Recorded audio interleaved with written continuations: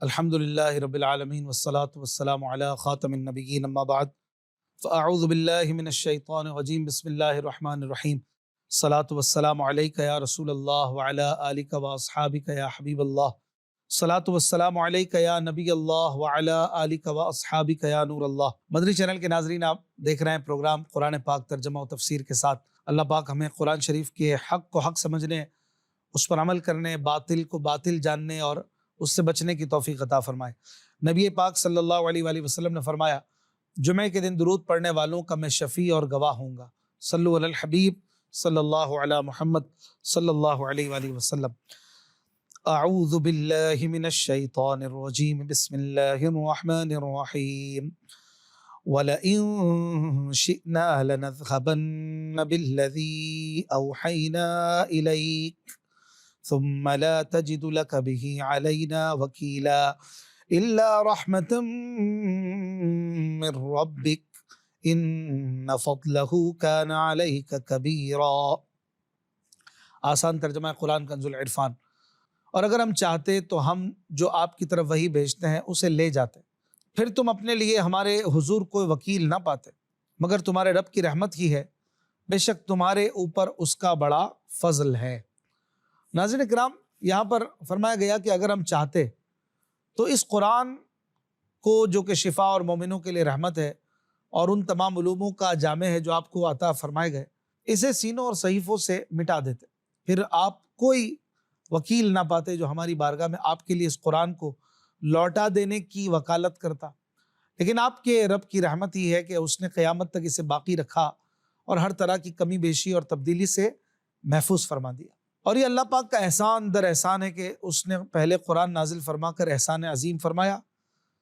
پھر اسے محفوظ فرما کر اور قیامت تک باقی رکھ کر اور احسان کیا۔ اے حبیب صلی اللہ علیہ وآلہ وسلم، بے شک تمہارے اوپر اللہ کا بڑا فضل ہے کہ اس نے آپ پر قرآن پاک نازل فرمایا، آپ کو تمام بنی آدم کا سردار اور خاتم النبیین کیا اور مقام محمود عطا فرمایا۔ علامہ احمد ساوی رحمۃ اللہ علیہ نے اس آیت کا مطلب یہ بیان کیا ہے کہ اے لوگو، قرآن کے احکام پر پابندی سے عمل کرو اور اس میں کمی کرنا چھوڑ دو، کیونکہ ہم اسے تمہارے سینوں اور صحیفوں سے لے جانے پر قادر ہیں، لیکن قیامت آنے تک اسے باقی رکھنا ہماری تم پر رحمت ہی ہے، اور جب قیامت قریب آئے گی تو ہم اسے سینوں اور صحیفوں سے مٹا دیں گے۔ قرآن پاک سے متعلق حضرت عبداللہ ابن عمر رضی اللہ عنہما سے روایت ہے کہ قیامت اس وقت تک قائم نہ ہوگی جب تک قرآن جہاں سے آیا تھا وہیں لوٹ نہ جائے۔ عرش کے گرد قرآن کی ایسی بھن بھناہٹ ہوگی جیسی شہد کی مکھی کی ہوتی ہے۔ اللہ پاک قرآن سے فرمائے گا، تیرا کیا حال ہے؟ قرآن عرض کرے گا، اے میرے رب، میں تیرے پاس سے گیا اور تیری ہی طرف لوٹ آیا ہوں، میری تلاوت تو کی گئی لیکن میرے احکامات پر عمل نہ کیا گیا۔ حضرت عبداللہ ابن مسعود رضی اللہ عنہ فرماتے ہیں، بے شک یہ قرآن جو تمہارے سامنے موجود ہے، ان قریب اسے اٹھا لیا جائے گا۔ ایک شخص نے کہا، یہ کیسے ہو سکتا ہے؟ حالانکہ ہم نے اسے دلوں میں اور صحیفوں میں محفوظ کر رکھا ہے، ہم اپنے بچوں کو اس کی تعلیم دیتے ہیں اور ہمارے بچے اپنی اولاد کو قرآن سکھاتے ہیں۔ آپ نے فرمایا وہ ایک رات میں چلا جائے گا اور صبح کے وقت لوگ اسے نہیں پائیں گے، اور اس کی صورت یہ ہوگی کہ قرآن دلوں اور صحیفوں سے مٹا دیا جائے گا۔ حضرت عبداللہ ابن مسعود رضی اللہ عنہ نے ہی فرمایا کہ قرآن پاک خوب پڑھو اس سے پہلے کہ قرآن پاک اٹھا لیا جائے، کیونکہ قیامت قائم نہ ہوگی جب تک کہ قرآن پاک نہ اٹھایا جائے۔ اللہ پاک ہمیں قرآن پاک کی تلاوت کرنے، اسے سمجھنے اور اس کے احکامات پر عمل کی توفیق عطا فرمائے۔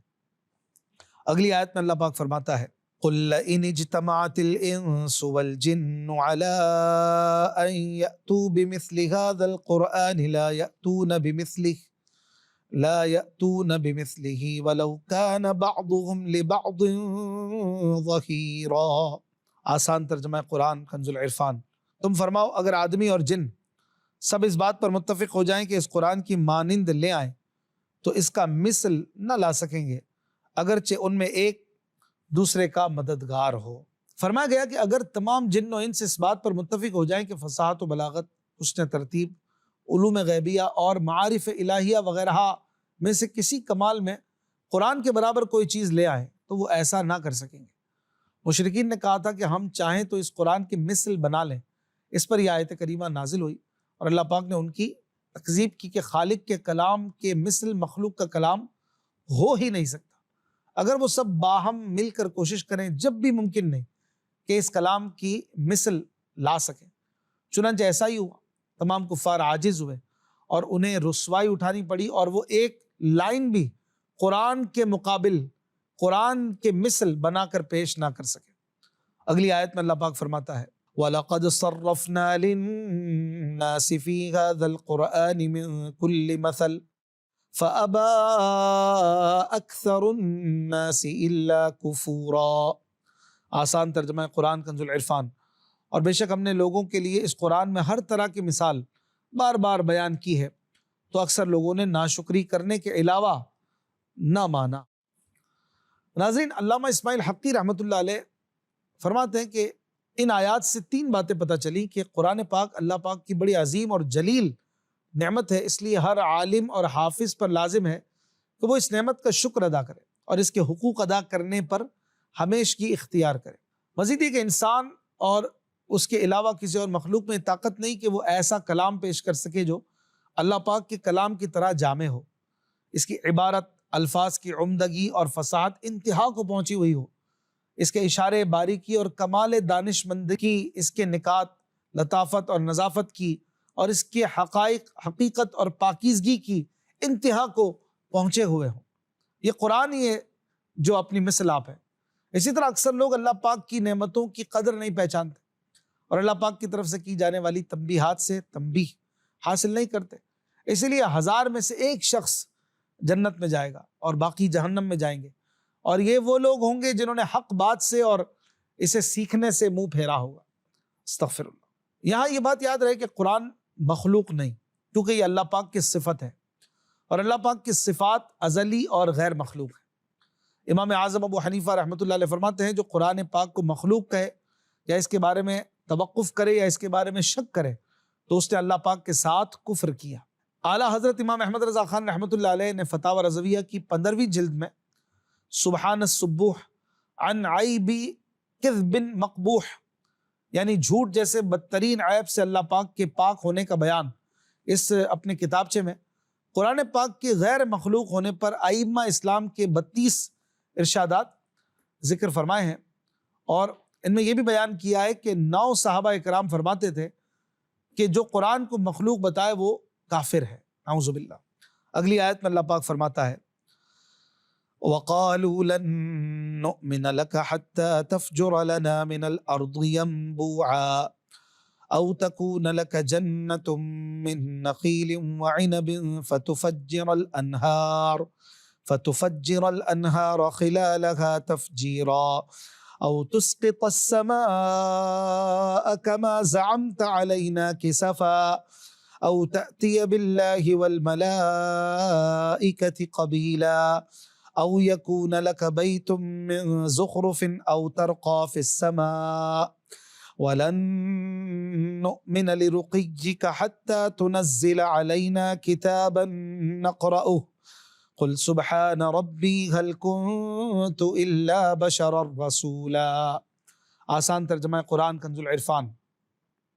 اور انہوں نے کہا ہم تم پر ہرگز ایمان نہ لائیں گے یہاں تک کہ تم ہمارے لیے زمین سے کوئی چشمہ بہا دو یا تمہارے لیے کھجوروں اور انگوروں کا کوئی باغ ہو، پھر تم ان کے درمیان خوب نہریں جاری کر دو، یا تم ہم پر آسمان ٹکڑے ٹکڑے کر کے گرا دو جیسا تم نے کہا ہے، یا اللہ اور فرشتوں کو ہمارے سامنے لے آؤ، یا تمہارے لیے کوئی سونے کا گھر ہو، یا تم آسمان پر چڑھ جاؤ اور ہم تمہارے چڑھ جانے پر بھی ہرگز ایمان نہ لائیں گے جب تک ہم پر ایک کتاب نہ اتارو جو ہم پڑھیں۔ تم فرماؤ میرا رب پاک ہے، میں تو صرف اللہ کا بھیجا ہوا ایک آدمی ہوں۔ ناظرین اکرام، جب قرآن کریم کا اعجاز خوب ظاہر ہو چکا اور واضح معجزات نے حجت قائم کر دی اور کفار کے لیے عذر کی کوئی صورت باقی نہ رہی، تو وہ لوگوں کو مغالطے میں ڈالنے کے لیے طرح طرح کی نشانیاں طلب کرنے لگے، اور انہوں نے کہہ دیا کہ ہم ہرگز آپ پر ایمان نہ لائیں گے۔ چنانچہ روایت میں ہے کہ کفار قریش کے سردار مکہ معظمہ میں جمع ہوئے اور انہوں نے رسول اللہ صلی اللہ علیہ وآلہ وسلم کو بلوایا۔ حضور علیہ الصلوۃ والسلام تشریف لائے تو انہوں نے کہا ہم نے آپ کو اس لیے بلایا ہے کہ آج گفتگو کر کے آپ سے معاملہ طے کر لیں تاکہ ہم پھر آپ کے حق میں کوئی بھی کارروائی کرنے میں معذور سمجھے جائیں۔ عرب میں کوئی آدمی ایسا نہیں ہوا جس نے اپنی قوم پر وہ شدتیں کی ہوں جو آپ نے کر دی ہیں۔ آپ نے ہمارے باپ دادا کو برا کہا، ہمارے دین کو عیب لگائے، ہمارے دانش مندوں کو کم عقل اور بے وقوف ٹھہرایا، ہمارے معبودوں کی توہین کی، ہماری جماعت متفرق کر دی، اور کوئی برائی آپ نے نہیں چھوڑی، یعنی سب کچھ آپ نے کیا معاذ اللہ۔ یہ بتاؤ کہ اس سے تمہاری کیا غرض ہے؟ اگر تم مال چاہتے ہو تو ہم تمہارے لیے اتنا مال جمع کر دیں گے کہ ہماری قوم میں تم سب سے زیادہ مالدار ہو جاؤ گے، اور اگر کوئی عہدہ اعزاز چاہتے ہو تو ہم تمہیں اپنا سردار بنا لیں گے، اور اگر ملک و سلطنت چاہتے ہو تو ہم تمہیں بادشاہ مان لیں گے۔ یہ سب باتیں کرنے کے لیے ہم تیار ہیں، اور اگر تمہیں کوئی دماغی بیماری ہو گئی ہے یا کوئی خلش ہو گیا ہے تو ہم تمہارا علاج کریں، اور جتنا ہو سکے گا ہم خرچ اٹھائیں۔ سرکار دو عالم صلی اللہ علیہ وآلہ وسلم نے فرمایا ان میں سے کوئی بات نہیں ہے، اور میں مال، سلطنت اور سرداری کسی چیز کا طلبگار نہیں، بات صرف اتنی ہے کہ اللہ پاک نے مجھے رسول بنا کر بھیجا ہے اور مجھ پر اپنی کتاب نازل فرمائی اور حکم دیا کہ میں تمہیں اس کے ماننے پر اللہ پاک کی رضا اور آخرت کی نعمت کی بشارت دوں، اور انکار کرنے پر عذاب الہی کا خوف دلاؤں۔ میں نے تمہیں اپنے رب کا پیغام پہنچایا ہے، اگر تم اسے قبول کرو تو یہ تمہارے لیے دنیا اور آخرت کی خوش نصیبی ہے، اور نہ مانو تو میں صبر کروں گا اور اللہ پاک کے فیصلے کا انتظار کروں گا۔ اس پر ان لوگوں نے کہا اے محمد صلی اللہ علیہ وآلہ وسلم، اگر آپ ہماری معروضات کو قبول نہیں کرتے ہیں تو ان پہاڑوں کو ہٹا دیجئے اور میدان صاف نکال دیجئے اور نہریں جاری کر دیجئے اور ہمارے مرے ہوئے باپ دادا کو زندہ کر دیجئے، ہم ان سے پوچھ دیکھیں کہ آپ جو فرماتے ہیں کیا وہ سچ ہے؟ اگر وہ کہہ دیں گے تو ہم مان لیں گے۔ حضور علیہ الصلوۃ والسلام نے فرمایا میں ان باتوں کے لیے نہیں بھیجا گیا، اور جو پہنچانے کے لیے میں بھیجا گیا تھا وہ میں نے پہنچا دیا، اگر تم مانو تو تمہارا نصیب، نہ مانو تو میں خدائی فیصلے کا انتظار کروں گا۔ کفار نے کہا پھر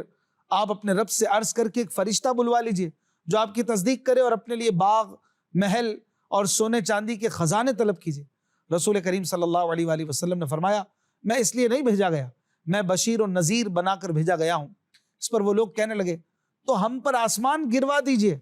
اور ان میں سے بعض یہ بولے کہ ہم ہرگز ایمان نہ لائیں گے جب تک آپ اللہ کو اور فرشتوں کو ہمارے پاس نہ لے آئیں۔ اس پر نبی کریم صلی اللہ علیہ وآلہ وسلم اس مجلس سے اٹھ آئے، اور عبداللہ بن امیہ آپ کے ساتھ اٹھا اور آپ سے کہنے لگا خدا کی قسم میں کبھی ایمان نہ لاؤں گا جب تک آپ سیڑھی لگا کر آسمان پر نہ چڑھو اور میری نظروں کے سامنے وہاں سے ایک کتاب اور فرشتوں کی ایک جماعت لے کر نہ آؤ، اور خدا کی قسم اگر یہ بھی کر دو تو میں سمجھتا ہوں کہ میں پھر بھی نہ مانوں گا۔ حضور پرنور صلی اللہ علیہ وآلہ وسلم نے جب دیکھا کہ یہ لوگ اس قدر ضد اور عناد میں ہیں اور ان کی حق سے دشمنی حد سے گزر گئی ہے، تو آپ صلی اللہ علیہ وآلہ وسلم کو ان کی حالت پر رنج ہوا، اور اس پر یہ آیت کریمہ نازل ہوئی۔ کفار کے تمام مطالبات کے جواب میں نبی کریم صلی اللہ علیہ وآلہ وسلم کو ایک ہی جواب دینے کا فرمایا گیا، آپ ان سے کہہ دیں میرا کام اللہ کا پیغام پہنچا دینا ہے، وہ میں نے پہنچا دیا ہے، اور جس قدر معجزات و آیات یقین و اطمینان کے لیے درکار ہے ان سے بہت زیادہ میرا پروردگار ظاہر فرما چکا، لہٰذا حجت پوری ہو چکی ہے۔ اب یہ سمجھ لو کہ رسول کے انکار کرنے اور آیات الہیہ سے مکرنے کا کیا انجام ہوتا ہے۔ اگلی آیت میں اللہ پاک ارشاد فرماتا ہے وَمَا مَنَعَ النَّاسَ أَن يُؤْمِنُوا إِذْ جَاءَهُمُ الْهُدَىٰ إِلَّا أَن قَالُوا أَبَعَثَ اللَّهُ بَشَرًا رَّسُولًا قُل لَّوْ كَانَ فِي الْأَرْضِ مَلَائِكَةٌ يَمْشُونَ مُطْمَئِنِّينَ لَنَزَّلْنَا عَلَيْهِم مِّنَ السَّمَاءِ مَلَكًا رَّسُولًا قُلْ كَفَىٰ بِاللَّهِ شَهِيدًا بَيْنِي وَبَيْنَكُمْ إِنَّهُ كَانَ بِعِبَادِهِ خَبِيرًا بَصِيرًا۔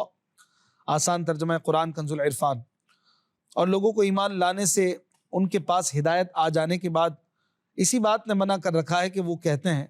کہ اللہ نے ایک آدمی کو رسول بنا کر بھیجا۔ تم فرماؤ اگر زمین میں فرشتے ہوتے جو اطمینان سے چلتے پھرتے تو ہم ان پر آسمان سے کسی فرشتے کو ہی رسول بنا کر بھیجتے۔ تم فرماؤ میرے اور تمہارے درمیان اللہ کافی گواہ ہے،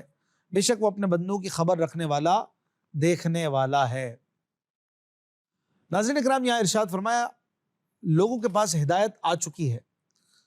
مگر انہیں صرف اس بات نے ایمان لانے سے روک رکھا ہے کہ وہ یہ کہتے ہیں کہ اللہ نے آدمی کو رسول بنا کر بھیجا ہے، یعنی وہ لوگ رسولوں کو بشر ہی جانتے رہے اور ان کے منصب نبوت